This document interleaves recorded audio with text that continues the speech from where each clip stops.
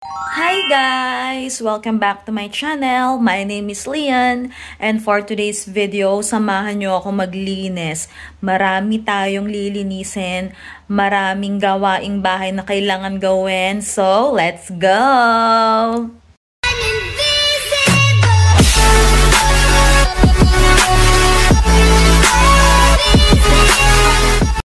So guys, this is called dryer sheet. Ipapakita ko sa inyo kung ano yung itsura ng laundry sa mga apartment dito.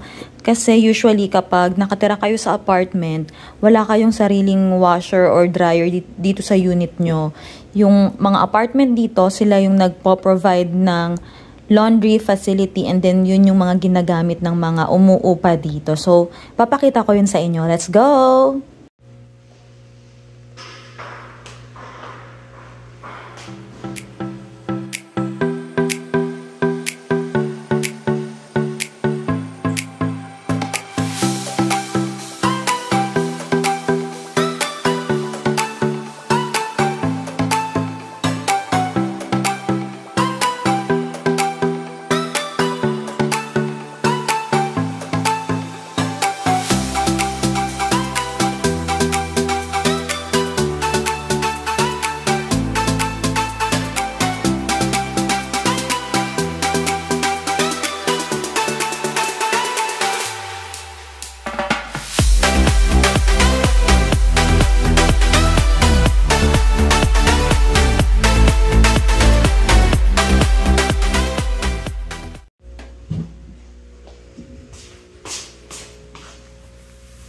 Ayan, ongoing na guys. So, babalik ako after 60 minutes. Dinadryer ko na lang.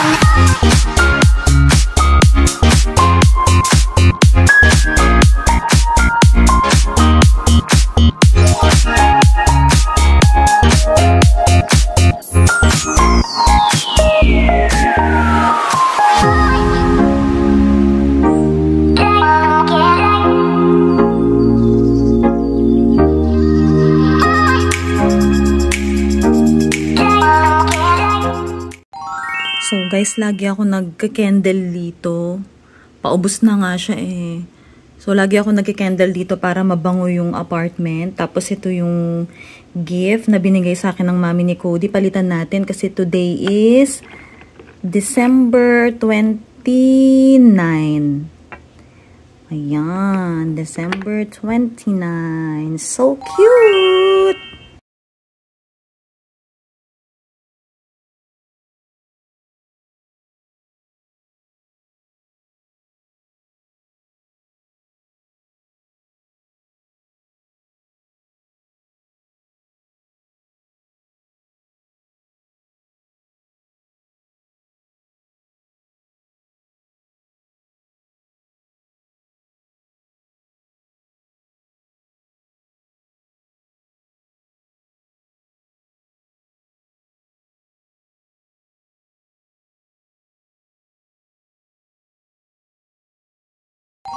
Ayan guys, so hintayin lang natin yung dryer kasi eto siya, nagno-notif naman siya kung tapos na. So right now, 45 minutes pa siya bago matapos. So pahinga muna tayo, then mamaya ipapakita ko sa inyo yung kapag nagliligpit na ako ng mga nilabhan ko.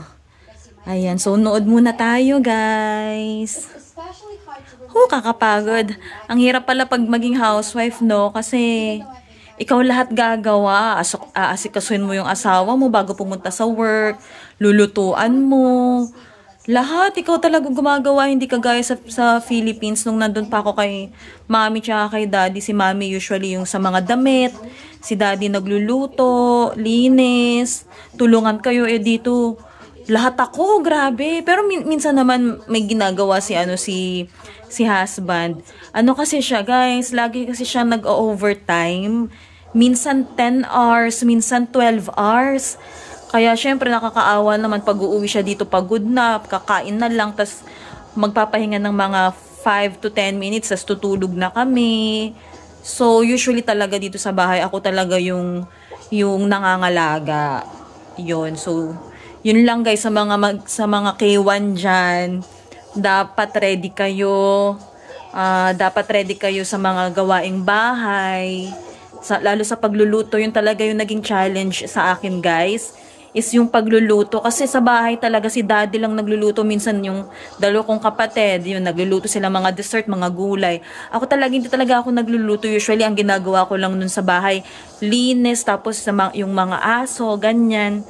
So, dito talaga, pag K1 ka, kailangan alam mo lahat ng gawaing bahay. Dapat marunong ka mag-maintain, lalo yung paglilinis. Grabe. Ayun, pahinga muna tayo. Si Izma, grabe na magpahinga, oh. Oops. She is my favorite YouTuber, guys. The Filipina P. For foreigners who have Filipina girlfriend, fiance, or wife, I recommend that you watch the Filipina P. Her channel will tell you everything that you need to know to your Filipina girlfriend. Watch her. Go to her YouTube channel. Nag-notif na guys. Kunin na natin yung mga clothes sa dryer.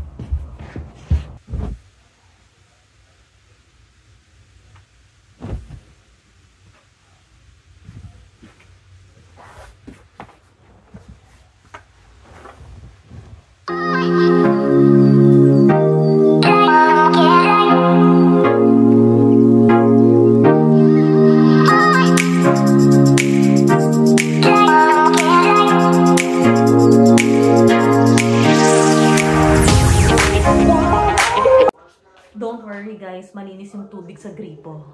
Woo!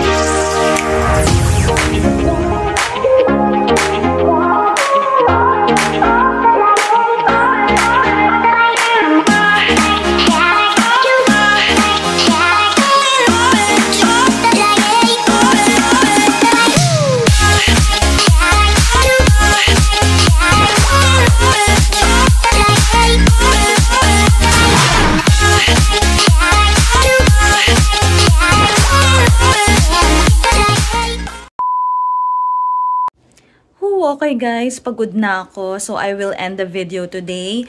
Please subscribe to my channel if you are not yet a subscriber. Nabubulol na ako. Yun lang for today. Bye-bye! Say bye-bye!